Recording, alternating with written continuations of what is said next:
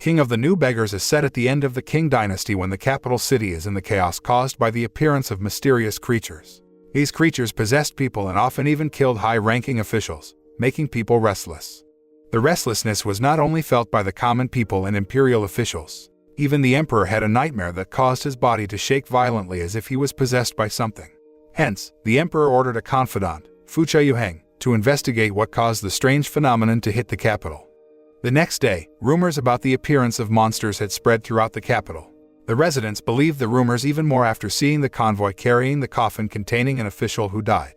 They believe the mysterious monsters and the recent cases of trance have something to do with the official's death. Many residents didn't really care about that, thinking it had nothing to do with them. A rich man with his bodyguards even took the time to beat a beggar who accidentally vomited on his clothes. It was clear that they didn't think about the trance case at all when they ganged up on the poor beggar. During the commotion, a man who was a former martial champion and current leader of the Beggar Gang appeared and stopped them. His name is Suchan, and he doesn't like it when people torture fellow beggars. Because of that, he stopped the torturers with his kung fu skills, causing the rich man to run away in fear. Suchan was indeed known as a hero by the locals. He was always friendly, kind, and on the side of ordinary people. And most of all, he will help them when bad people bother them. But it wasn't just the commoners who relied on him. His uncle, Fuca Yuheng, often asked him for help whenever he got into trouble. When the emperor ordered him to investigate the strange phenomenon happening in the capital, he immediately went to Suchan and asked for help. Hearing that, Suchan eagerly agreed to help Fuca Yuheng, even though he had just returned home.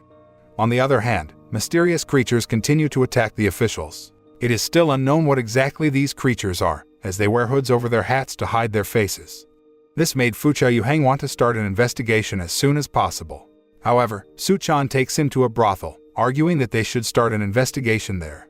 But it was clear that he wanted to have fun with the workers in that place, not investigate. Fortunately, Suchan's wife, Ru Shuang, found out about his misbehavior. She went straight to the place, took him home, and punished him as soon as she found him.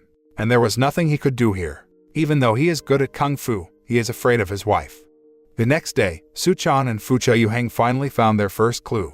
They found an official being possessed, with his eyeballs turning completely white. Seeing that, Suchan shows his gallant action. He subdued the official in front of the local residents and soldiers, making them cheer him on. But moments later, the official got back up and strangled Suchan from behind. At this moment, not a single soldier dared to help him, except for one person, and he wasn't even a soldier. The man in white was Cha Jiuzhao, a martial arts expert and leader of the Fengjing sect. Thanks to his action in rescuing Suchan, the citizens turned their praises to Jiuzhao. As a result, they no longer cared about Suchan, and that made him very upset. One day, when Suchan had just left his house, he saw a mysterious hooded figure not far away. He decided to chase after it, but then the people around suddenly went into a trance and attacked him, Fuca Yuheng and Ru Shuang. Suchan, however, didn't have the time to take care of those possessed people. He still had to chase the mysterious figure, which he did. After chasing him beyond the city walls, Suchan finally catches him and challenges him to a fight. But just as they had exchanged a few attacks, the figure suddenly disappeared without a trace, as if it had been swallowed up by the earth. Suchan returns to the city and finds the possessed people who have fallen. It turned out that the chaos that was occurring within the city had been stopped by Jiuzhao. Not only that, but he also saved Ru Shuang from the possessed people. After things calmed down, Jiuzhao asked the residents to bring the possessed people to his place where he planned to cure them. Sometime later, at the Fengjing sect headquarters, Jiuzhao tried to treat the possessed people in front of his students by using sparks of fire. And miraculously, those people came to their senses as soon as he finished performing the ritual. His prowess was also witnessed by Suchan and Fuca Yuheng, secretly peeking up close. They then disguised themselves and pretended to be sick, intending to humiliate Jiuzhao in front of the citizen and his students. However, he easily unmasked them, causing Suchan to run away in shame. Having already lost his hero image in the eyes of the people, Suchan becomes depressed. He prefers to contemplate on the roof and refuses to eat.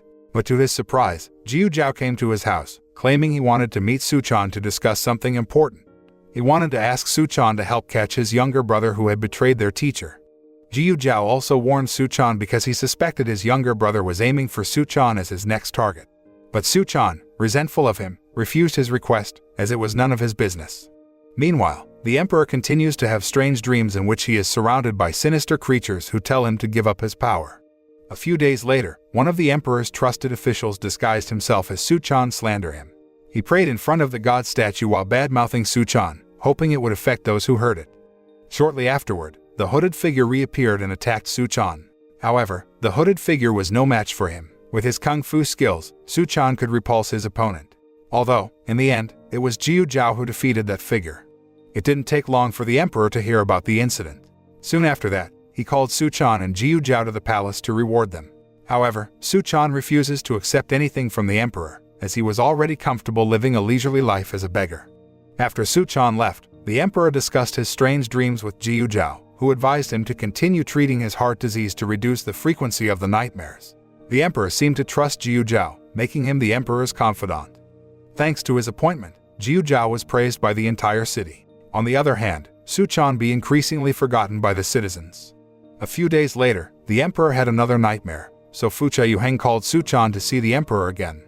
On the way to the palace, Su Chan discovers the strangeness of Fuca Yuheng. Moreover, he brought him on an unusual path. He did that because he thought the man in front of him was not Fuca Yuheng but Jiu Zhao in disguise. This is where it was finally revealed that Jiu Zhao was the root cause of all the chaos in the capital. As for the story about his sister-in-law, it was merely a fabrication to deceive Su Chan. It was because he had a grudge against Su Chan. However, Su Chan does not remember the reason for his grudge, forcing Jiu Zhao to tell him. So, 10 years ago, there was a martial test that Jiu Zhao was supposed to win, then Su Chan messed it up. That's why he wanted to kill Su Chan as a tribute to his brother. What Jiu Zhao said was true. Su Chan even killed Jiu Zhao's brother back then, but that was because he betrayed him. Still, Jiu Zhao didn't care about Su Chan's excuses.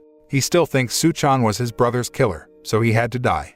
And so, the battle between them begins. They had equal abilities, forcing Jiu Zhao to change form. It turns out he is a monster that the residents have been gossiping about. After turning into a monster, Jiu Zhao brutally attacked Su Chan, causing him to flee and hide from his pursuit. However, he was already very eager to beat Su Chan. He didn't care if he had to destroy the residents' houses as long as he could find him.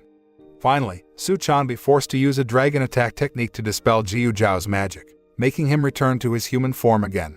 But at this point, Su Chan's energy was already drained. Jiu Zhao managed to defeat him despite being in human form and even broke his leg. On the other side of the capital, Jiu Zhao's men claim that they have received an order from the emperor to eradicate the Beggar Gang, which is suspected of being rebellious. And so, they massacred the Beggar Gang, including Ru Shuang. Inevitably, Su Chan was devastated when he found his wife was dead. A while later, Fuca Yuheng finally found out about the massacre. He immediately went to the emperor to ask for an explanation, but the guards refused to let him in. However, in the end, he discovered that this was all Jiu Zhao's doing. The emperor was currently ill, so it was Jiu Zhao who gave all the orders. After his wife died and his leg was now broken, Su Chan no longer had the will to live. He had turned from a hero to trash that even the rich man trampled on and peed on. Fortunately, while he was scavenging for food, Fuca Yuheng found him. He then took Su Chan to a safe place and tried to treat his leg. The situation grew out of control after Jiu Zhao controlled the empire from behind. The emperor never realized that Jiu Zhao had tricked him and instead continued to trust him to take his place during his illness. He didn't even realize that Jiu Zhao's men were oppressing the people. In situations like this, Su Chan usually helps the citizens, but his current condition does not allow him to protect the people. All he had in mind was his late wife, and all he did was drink wine. He missed his wife very much. Because of that, he decided to jump into the river, hoping to be reunited with her after he drowned. Fortunately, Su Chan was saved by the beggar he had once helped. He then gave Su Chan words of encouragement to live on and gave him some wine, hoping that it would bring him back to his senses. Because he believes that a beggar can always forget all life problems after getting drunk. Sure enough, after Su Chan drank the wine, he remembered the drunken move he had read from a book written by a legend. He then remembered the book's contents before practicing the moves in it. After learning all these moves, Su Chan becomes convinced he can defeat his enemies, and so he decided to return to the city. Luckily, Su Chan came just in time. Right now, Jiu Zhao's men were causing chaos in the city. They even wanted to hit a little girl with a bench. Suddenly, Su Chan appears, and he kicks the sadistic man before he can kill the little girl, and then he beats all of Jiu Zhao's men. Undoubtedly, the people cheered happily to see the return of the head of the Beggar Gang. Seeing Su Chan have recovered, Fuca Yuheng immediately hugged him. But then he remembered that the emperor was in danger, so he quickly took Su Chan to the palace. At this moment, the emperor finally realized Jiu Zhao's heinous plan, but he still couldn't do anything to stop him. Fortunately, Su Chan arrives at the palace a moment later. The rematch between Su Chan and Jiu Zhao took place. During the battle, Su Chan has become stronger thanks to his drunken moves, allowing him to beat Jiu Zhao. However, Jiu Zhao still had one trick up his sleeve. He transformed himself into Ru Shuang with his magic, causing Su Chan to hesitate to attack him.